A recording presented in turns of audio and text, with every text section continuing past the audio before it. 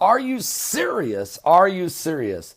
The revealing of the demon UFOs. That's right. The revealing of the demon UFOs. That's right. If you've ever wanted to learn about extraterrestrials, the greatest book to read is the Bible.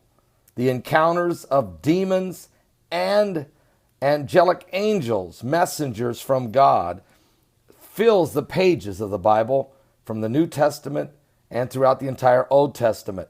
It is all over. And every time man has one of these encounters, it's a supernatural moment that the natural can't handle.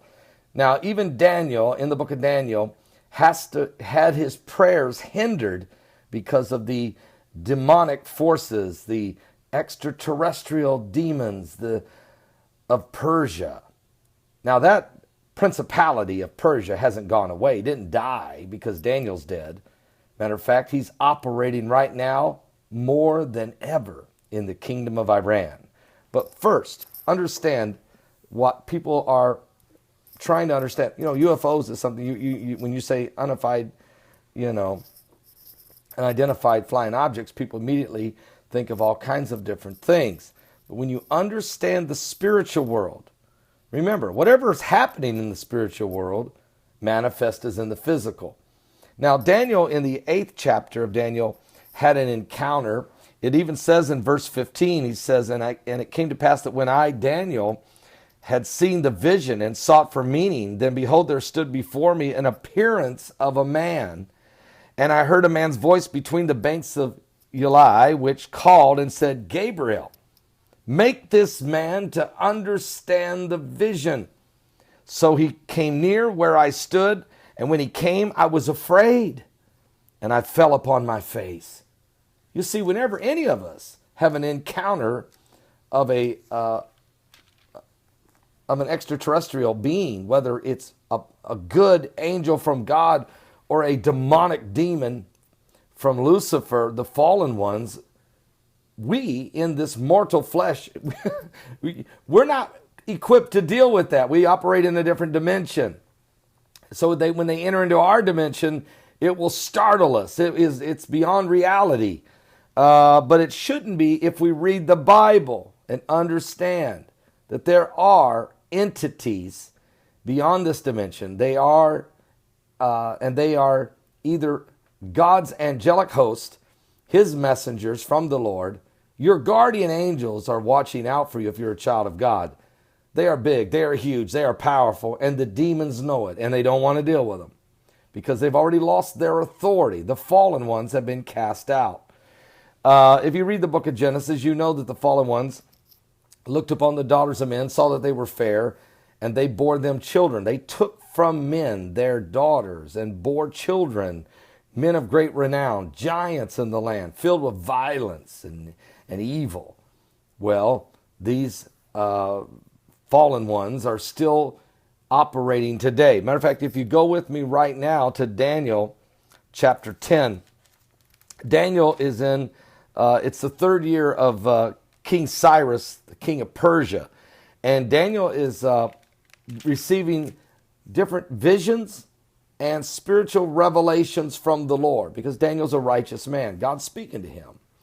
And Daniel starts praying and is seeking God's face and is looking for an answer and hasn't received one from the Lord in 3 weeks. And the Bible says in Daniel chapter 10, verse 10, and behold, a hand touched me, which set me upon my knees.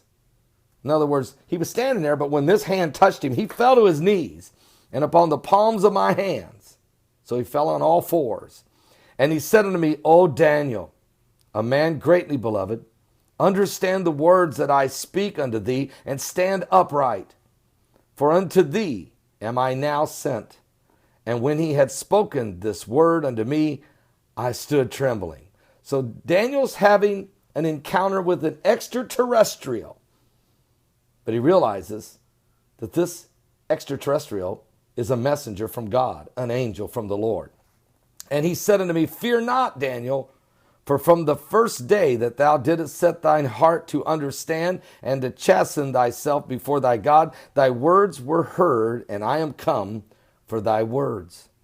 but the prince of the kingdom of Persia, the Persian kingdom, the principality of hell, the fallen one, who's in charge of this entire nation and area of Iran, withstood me 21 days. For 3 weeks, this principality has held me back. But lo, Michael, one of the chief prince, came to help me, and I remained there with the kings of Persia. So this close encounter of a God kind, for sure, that Daniel's experiencing is an angel from God entering into our mortal dimension, our reality, if you will, and having a contact, touch, and a proclamation that God heard your prayers, but there's something going on in the spirit world that you can't see, and that is a struggle for power. And this angel is telling Daniel that God heard you 3 weeks ago, but he cannot answer you right now because the prince of Persia is holding position, and Michael is being sent in to defeat him. And I, an angel of God, am also here with you in Persia, but still we're in a battle.